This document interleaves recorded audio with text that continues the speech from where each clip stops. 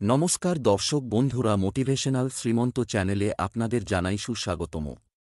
আজকে আপনাদের সামনে যে বিষয়বস্তু নিয়ে আলোচনা করব তা হল জগতের সবার অন্তরাত্মায় বাস শ্রীকৃষ্ণের, জানুন গীতার ব্যাখ্যা।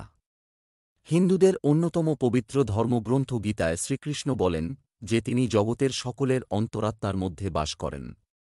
সবার মধ্যেই তিনি আছেন। গীতা এই জগতের দুর্লভ সত্যকে প্রতিষ্ঠিত করেছে। জানুন এই বিষয়ে গীতার ব্যাখ্যা। হিন্দু ধর্মে গীতাকে বিশেষ স্থান দেওয়া হয়েছে। কৃষ্ণের উপদেশই সমৃদ্ধ করেছে গীতাকে। এই গ্রন্থে 4টি যোগ সম্পর্কে বিস্তারে জানানো রয়েছে: কর্মযোগ, ভক্তিযোগ, রাজাযোগ ও জনযোগ। বেদ ও উপনিষদের সার হল গীতা।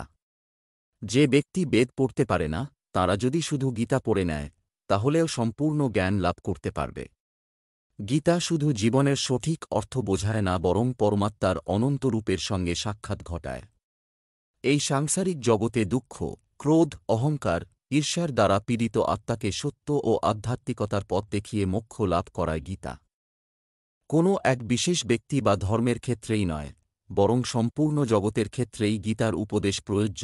আধ্যাত্ম ও ঈশ্বরের মাঝে যে গভীর সম্পর্ক রয়েছে সে বিষয়েও বিস্তারিত বিবরণ রয়েছে গীতার মধ্যে।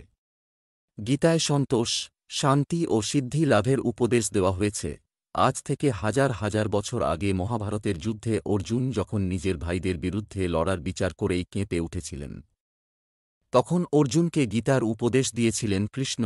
কৃষ্ণ বলেন, এই জগৎ সংসার একটি যুদ্ধভূমি। আসল কুরুক্ষেত্র তো তোমার অন্তরে রয়েছে। অজ্ঞানতা ও অবিদ্যা হলেন ধৃতরাষ্ট্র এবং প্রতিটি আত্মা অর্জুন। আর তোমার অন্তরাত্মায় শ্রীকৃষ্ণের নিবাস, যে রথস্বরূপ শরীরের সারথি।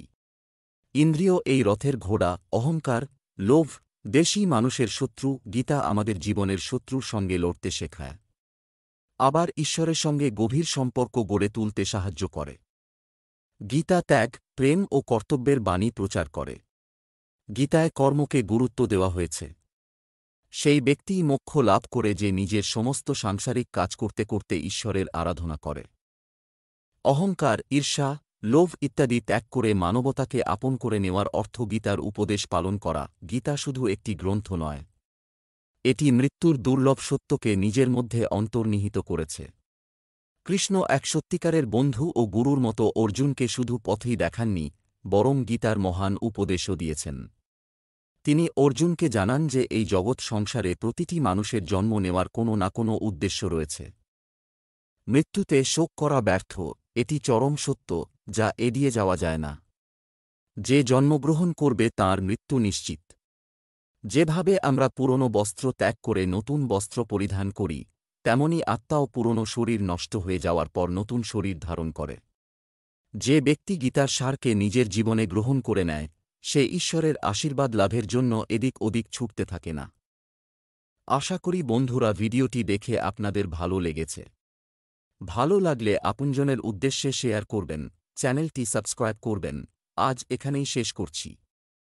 ঈশ্বর আপনার মঙ্গল করুক। নমস্কার, ধন্যবাদ।